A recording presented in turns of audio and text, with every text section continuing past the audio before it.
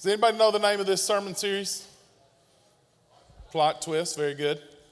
Plot twist. So the idea, if you're a guest or if you've missed a few weeks, the idea of this series is we're going to look at some things in the Bible you may not have seen before. And it's a plot twist. So tonight, I didn't put a title like on the screen, but the title of tonight's message is we're going to court. Someone say going to court. Going to court. How many drivers do we have in high school? Y'all are currently driving. Show of hands. Keep your hands up if you've had a ticket. Proud of you. Wow, there's not many. Only high schoolers. I know some adults are going to have tickets, but Hud, I don't think you had to go to court. Nobody else besides Hudson's had a ticket? Y'all have had tickets. Did you have to go to court? Or did y'all just like pay the ticket? Did any of y'all have to go to court? Yeah, it's fun. But a ticket with court is pretty simple, and I've had to go before because I've been blessed. So I've had that court. But I've never been in trouble and had to go to court. But I had an experience, I think I was 24. I was working for my dad, and I ran the roofing part of his company for a while, and we did a huge medical facility. It was about as big as 5 Point if you take it all the way to the storehouse. Huge facility. And my crew did all the flat roofs. But on this particular job, our team had to rip up the old roof and get it down just to the metal. And then we put on insulation board and then the stretchy fiberglass material that we have on our roof. And it looks like a pool liner is the best way I can describe it. And so we were in the middle of this big roof job at this doctor's office. And it was several $100,000 job. It was a huge job for our company. And it snowed 6 inches halfway through the job. Now, I don't know if y'all know this, but when you open a roof up and then it snows 6 inches, it is bad. So we did everything we could knowing the snow was coming, but we had taken up half the roof and we had to button it up and like put tarps down and do all this stuff. And we did everything we could possibly do to make it good, and it still leaked. The group of doctors that own the facility, I got this wrong, Bo. The group of doctors that own the facility sued our company for $3 million in negligence. I'm going to let y'all know something. We did not have $3 million, and our insurance wasn't going to cover $3 million, and so we're freaking out. So my dad already had an attorney. I'm the one that was called in the case because it was my job, and I was over it, and I was also it was my last name that was the company, so they just straight called me out. And so Leah probably doesn't remember this too well, but I was nervous. I mean, I thought they're going to come after the company and then us personally, and then this is crazy. This is what the scene was like. It's the only time in my life I've had a jury, because even though it was a civil case, they had the whole setup. And I'm in the Spartanburg County Courthouse, and there is a judge, and Ron Colvin was my attorney. And so I have my defense attorney and the prosecutors with the group of 4 doctors, and they had a really tough prosecuting attorney. And they accused us of all kind of negligent things that were not true. And it was hard and it was difficult. And by the grace of God, we ended up only having to pay them $30,000 in damages. That's a lot less than $3 million. But what I remember about it so vividly is the nervous feeling of being on the stand. And I'm not talking about the witness stand. I did have to take that. But I'm talking about being the one that is accused.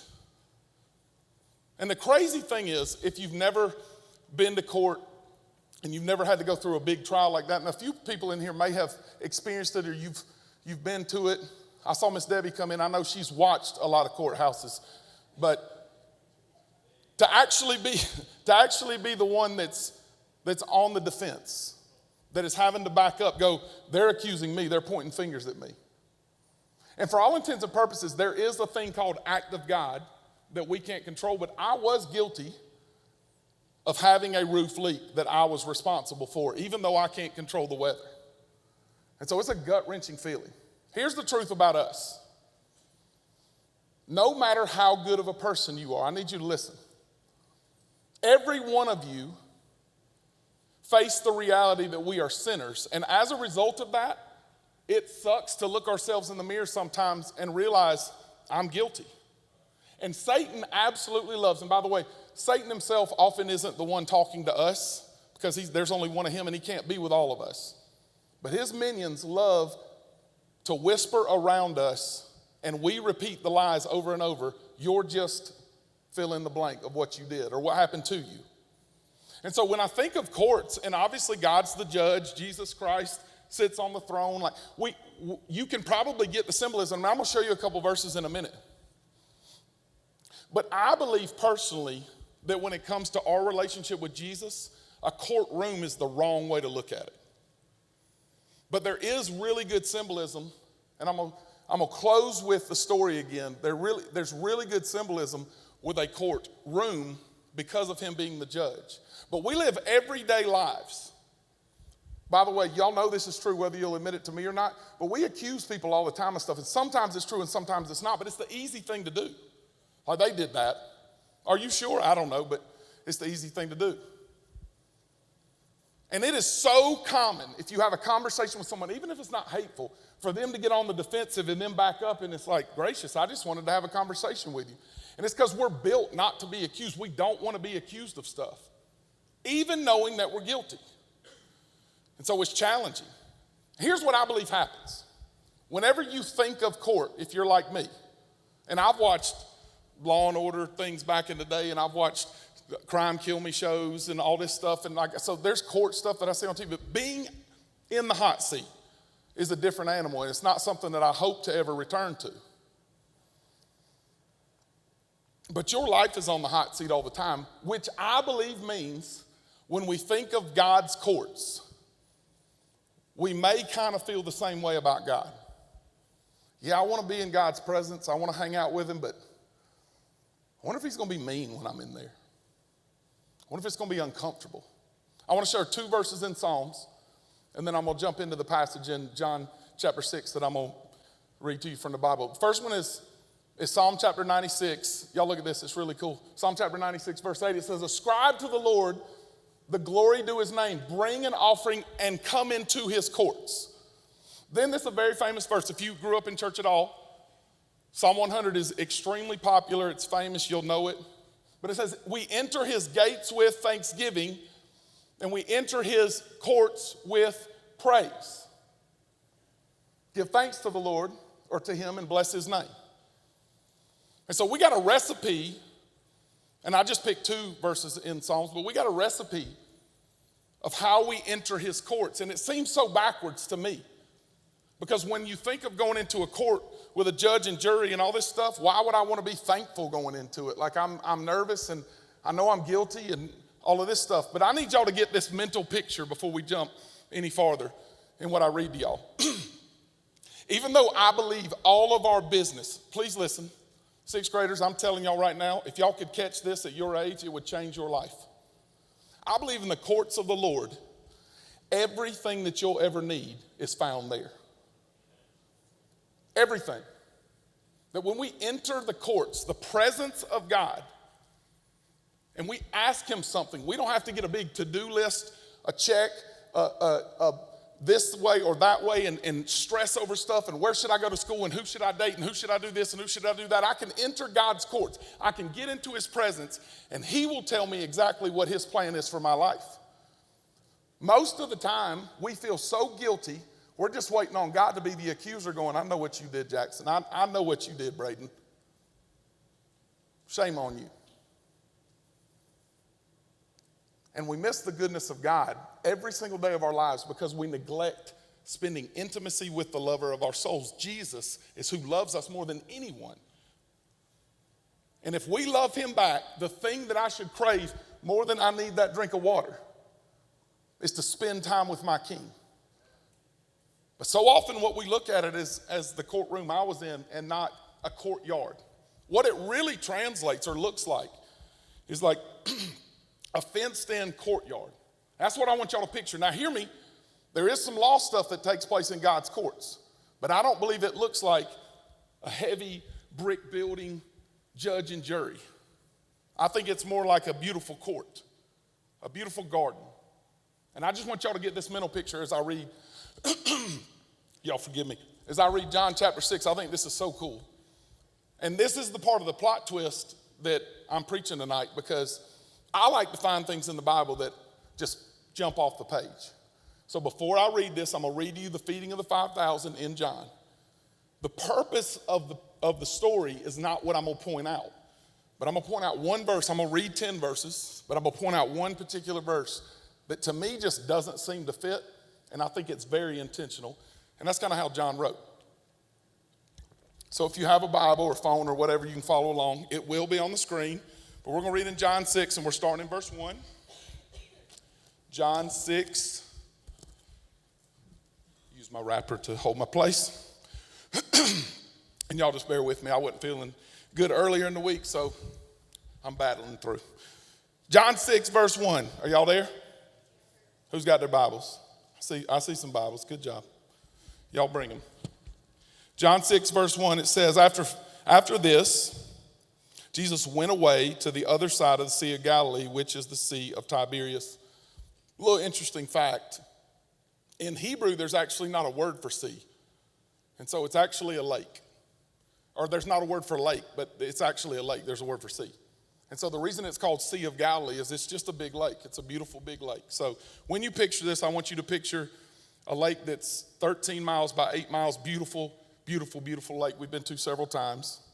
So he goes to this lake, Sea of Galilee, and a large crowd was following him because they saw the signs that he was doing on the sick. And Jesus went up, verse 3, Jesus went up on the mountain, and there he sat down with his disciples. Now the Passover, the feast of the Jews, was at hand. Lifting his eyes then and seeing that a large crowd was coming toward him, Jesus said to Philip, "Where are we going to buy bread so that these people may eat?" Now let's stop just for a minute. The feeding of the 5,000. How many people were there? No. See, I think it's tricky. Plot twist. That's the men. There were 5,000 men. It is estimated, I'm not telling you for sure, but it's estimated conservatively there was probably at least 10,000 and maybe even more than that with women and children. So let's just say 10,000 for maybe not everybody had a wife or maybe not everybody had kids, but some did. So we're just going to go with 10,000 people on the side of a hill looking at the Sea of Galilee, and you got to feed 10,000 people a meal. And Philip was one of the 12 disciples, so he's looking around going, "Bro, you know what you pay me, and it ain't a ton." And this is what Philip's response was, and honestly, I don't think it was a bad response. Where are we going to buy bread so these people can eat? Verse 6, he said this to test him, for he himself already knew what he was going to do.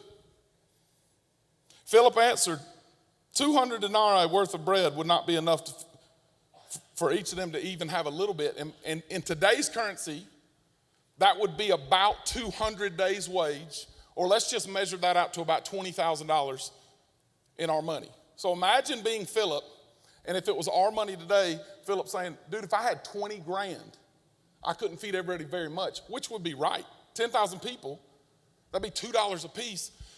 And in today's money, if you go to McDonald's for $2, they're going to give you 2 chicken nuggets. Y'all know what I'm talking about. It's crazy. The cheapest value meal now is $9. So if I fed everyone a nasty McDonald's value meal, where's Haston? Nasty. It's gross. It cost me $90,000 to feed everybody a Happy Meal. It's ridiculous. And that's roughly what he was saying, is, how you want me to feed all these people, Jesus? Like, I ain't got that much money. This is crazy. This is what we do when it comes to our relationship with God, is instead of turning to him, y'all, whenever it looks like a situation is dire, that's an opportunity for God to work, not an opportunity for us to panic. I'm preaching.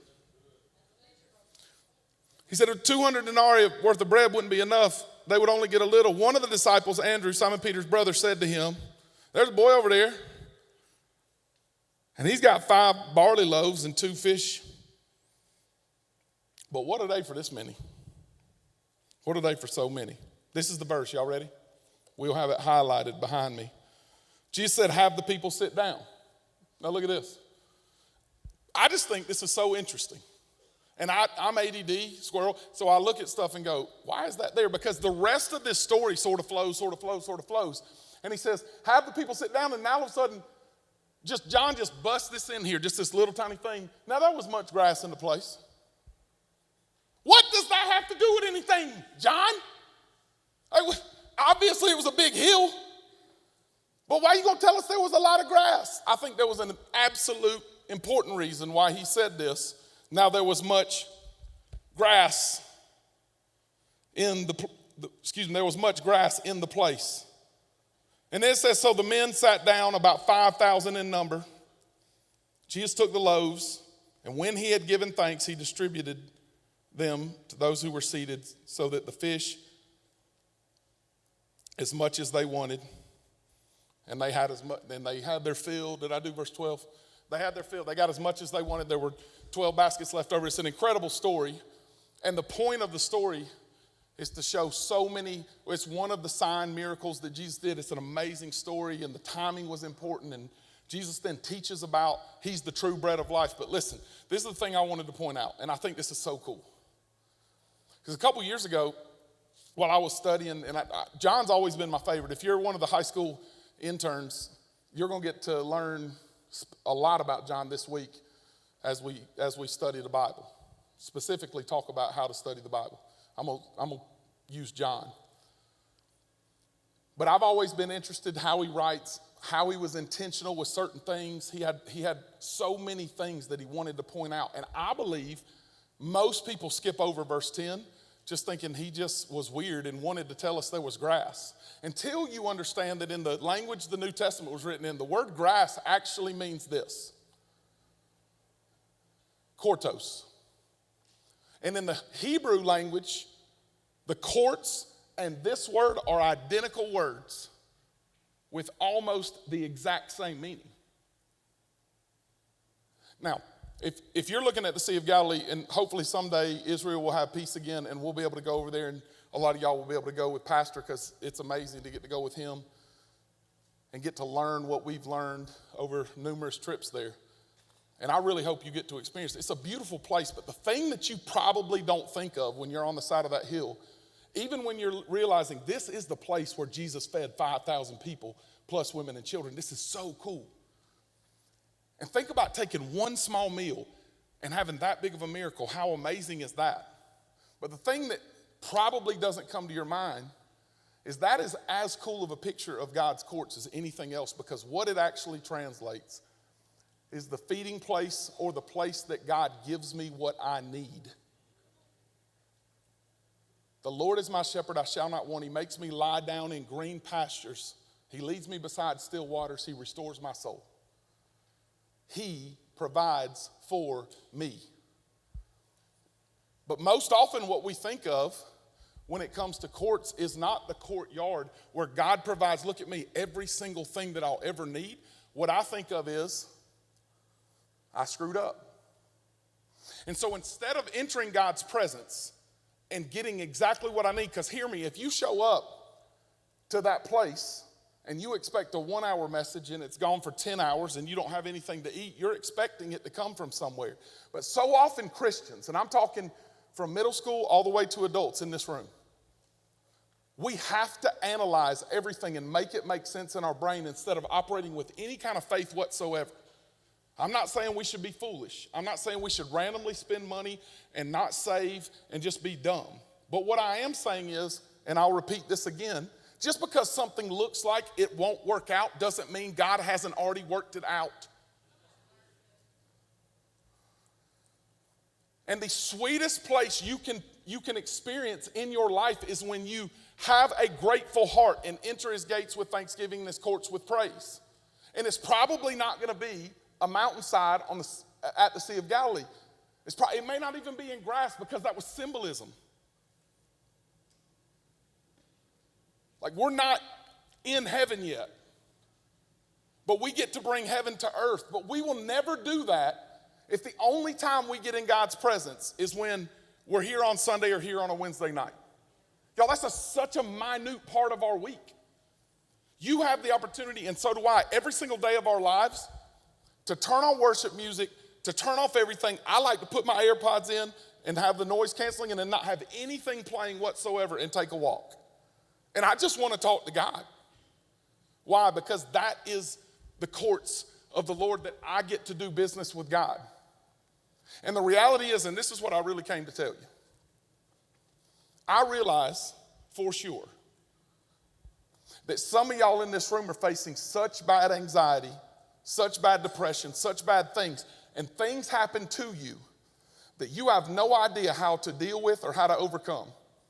I am telling you, it is smart to get help. It is smart to talk to people you can trust, like counselors or trustworthy peers that are older than you that you can trust. And open your heart up. But hear me. The greatest counselor you'll ever have is the wonderful counselor, Jesus Christ. And you'll never really experience talking to him if the only thing you think he is a feeling that you get when you sing a little worship. You have a chance every day in your life to really understand why Jesus would allow his disciple John to add in there in two different places. He makes the sheep lie down in these green pastures was David. And then he points it out that he's the good shepherd in John 10. And then he points out, guess what? The good shepherd puts you in a field with a lot of grass, which means the providing place, the feeding place, he's already fed you. That one, he already prepared the meal. He didn't even need the boy. He just picked out the boy because he could do the miracle with anything that he needs. He does not need Mark Pangel to do anything. He allows me to be a part of his miracle every day. And when I neglect to look at him and all I think God is this genie that I should rub, and maybe he'll do what I want him to do and maybe he won't, and whenever it doesn't go the way that my brain thinks that it should, I get mad at God for whatever reason, like I have an opinion in this equation. What God is waiting on is for us to delight in him, is what Psalm chapter 37 verse 4 says, and then he'll give us the desires of our heart. That happens in the courts of the Lord. You will never delight in him if the only thing you do is ask him for things. If the only thing you had a relationship with me is, hey, can I have this? Hey, can I have this? Hey, can I have this? That is not a relationship. It is a transactional thing that you want me to do for you all the time. But in a love relationship, especially with the creator of the universe who is so powerful and wonderful and loves your soul, knows every hair on your head, he is just waiting on you to come to the table and say, God, I just want to have a walk with you. I just want to have a talk. I just love you.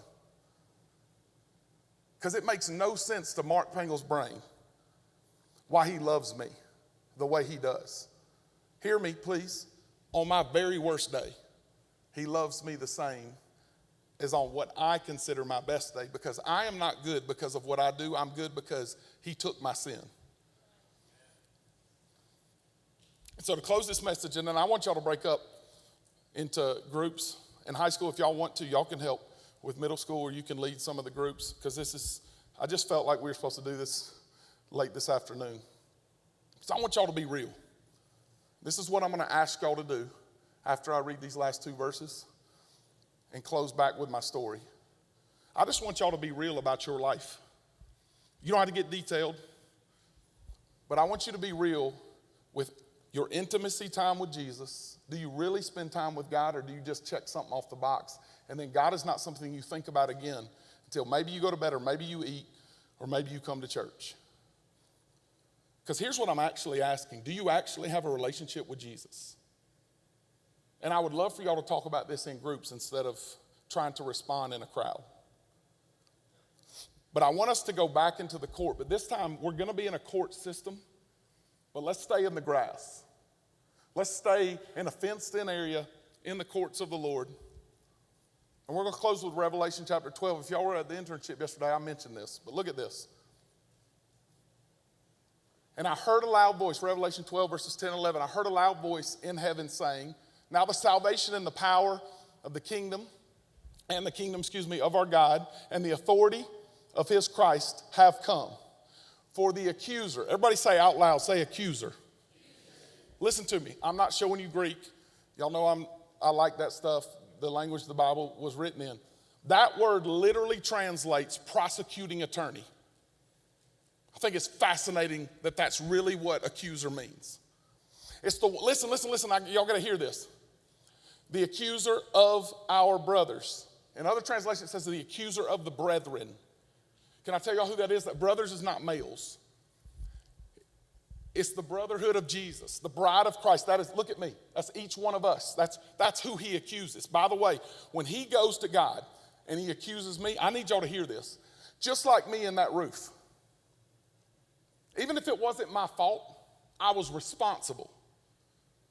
And what the prosecuting attorney said, even though he was twisting it, I need y'all to hear this. Satan twists everything. But oftentimes, Satan doesn't have to make up stuff that I do. He can take what I do and then twist it. Because he is a deceiver and loves to make things worse or twist the truth. But if all Satan ever did was go to go to God the Father and say, hey, let me tell you about Benaiah. Let me tell you what he's done. He wouldn't have to lie about me. He could just tell God the truth. And he does it day and night. He accuses us. I got ahead of myself, but it literally says who accuses them day and night before our God. Now watch this. This is the good part.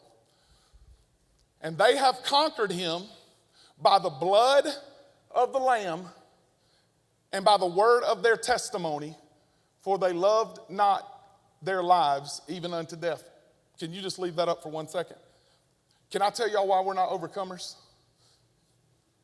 This is one of my favorite passages in the Bible when it comes to understanding how we should operate our lives in the courts of the Lord. Because anytime you're on the defense like I was, and isn't it crazy, like if you put this in full picture, that's the place where I'm provided for, the feeding place. I'm telling you, I believe it's the same place. It's not a courtroom, but that's still where the defense attorney comes to accuse. That is still where Hebrews chapter 12 verse 1 says we're surrounded by such a great cloud of witnesses. There's witnesses in a courtroom. But I believe it's the big grass field. Here's really what I believe in my heart. So much of our lives are consumed with what we know the accuser is saying because we know it's true, that we never go to our defense attorney. The Bible calls Jesus in 1 John, same John, our advocate. That word literally means defense attorney. But this advocate is not just like any defense attorney. This advocate is the one who shed his blood and became my sin according to 2 Corinthians 5:21 so that I could be his righteousness or become that. So when Jesus, my defense attorney, calls someone to the witness stand, y'all get this please. He doesn't have to call anything special out of the box or find a hidden witness. He asks me, please look at my face, to speak the truth about what Jesus has done. What is a testimony? It is an eyewitness account of something that I saw happen. What did I see happen? I saw a dead man. Look at me. This man was dead in my sin. I had no hope. Yet because of the blood of Jesus saving my life, I have power over Satan, sin, and death. So when I stand on the witness stand and I say, yes, I did what was said, whatever, you can call me whatever you want, but I am redeemed by the blood of the Lamb, that is the witness I have to call on. Because I overcome by the blood of the Lamb and the word of my testimony. I don't need hocus pocus. I don't need magic. I don't need $1 million lawyer. I don't have to find hidden things. I don't have to trick people. I don't have to, look at me, lie. Truth is okay. You are a sinner, but Jesus set you free if you're his. I can come to him every day knowing the shame that I've lived under, knowing the shame that some of y'all have lived under. And remembering this, Jesus took your sin. Hear me, a little pet peeve of mine, this is free. Jesus doesn't forget your sin. He can't forget anything. He's omniscient. That means he's all-knowing. It's better than forgetting. He chooses to never bring it up again because God takes my sin as far as the east is from the west and he throws it out. And the only thing that he sees when he sees you and you've asked him, you've repented of your sin, the only thing he sees is I see my son. 2 quick words up on the screen. Look, accuser literally is against one in the assembly. And it literally translates. I pulled this straight from my translator Greek thing in the Strong's Concordance. It says prosecuting attorney. I just wanted y'all to see it. I thought it was amazing. And then testimony is a judicial word. And it literally means evidence given. Here's the evidence I'm asking y'all to start giving. Our pastors taught us this a lot of times. Your testimony does not have to be super creative and magical. As a matter of fact, I think people screw it up all the time when they try to add to it. My life before, Jesus saves me. My life after, what Christ did. There is no miracle on planet Earth. I've gotten to be a part of cancers being healed, and it is so amazing. I've seen God do unbelievable miracles. You better listen to me. The greatest miracle on planet Earth is that this dead man is alive in Jesus Christ now. And the only thing I need to tell you is that I don't have to add anything to my story. I can just tell you the truth. And if I will tell the truth on the witness stand and not perjure myself by trying to twist things like Satan, the accuser, or trying to cover up my sin, because y'all, it sucks to be a sinner. It sucks to be us sometimes because we know we're guilty. But if the Son sets you free, you are free indeed. Stop burying yourself when God sets you free and start standing up and walking tall as a man or woman of God, because he has not continued to accuse you if he forgave you. The reason most of you don't want to go in the courtroom is you think the mean, bad judge is going to point at you and say, gotcha. It's way worse than Mark getting a $3 million sentence. Shame, shame, shame. But I'm telling you right now, stop believing Satan's lies. He loves you. He died for you. And what he wants from you is for you to stop messing around and fall deeply in love with him. He doesn't want 1 hour of your week. He doesn't want 1 hour of your day. He wants your whole heart. Because the end of that Revelation passage that I love so much is the reason they were overcomers was they did have those two witnesses, but they did not even love their own lives, even unto death. Once your life isn't yours anymore, you stop worrying about what everybody thinks. You don't worry about what the outcome might be, because you already know it is just a matter of time till I get to go be in my forever place, and that's heaven. But for right now, I'm bringing heaven to earth. But as long as the only time we get in the courts of the Lord is when we sing 4 songs on Sunday morning or 3 songs on Wednesday night, God help us. That is not worshiping God. That is getting in an assembly like this and singing together. Worship has to do with this right here. And that's what God wants for you. So here's what I want y'all to do. For about 10 minutes, I want y'all to break up into little groups. And I want you to be real. Where are you with Jesus? Where are you with God's courts? Where are you when it comes to spending time with him? Do you want to have intimacy with him? And even if it's just 5 minutes, share one thing. And then at 8:05, I'll turn the microphone, or 8:06, 7, I'll turn the microphone back on and we'll dismiss you. But let me pray. God, I love you so much and I'm so thankful for you. And I just pray that as we leave here tonight, we won't leave here the same. God, I love the plot twist of John just throwing in the feeding of the 5,000, that there was much grass in the field. Lord, you are the great provider. There's no one like you.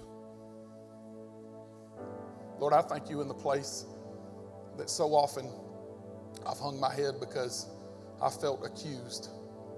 It's actually the place that I come to feed, that I find life, that I find joy, that I find hope. So God, may our bad attitude become good gratitude every day toward you. And may we turn our eyes to Jesus, who loves us, and just love you back every day for the rest of our lives. In Jesus' name.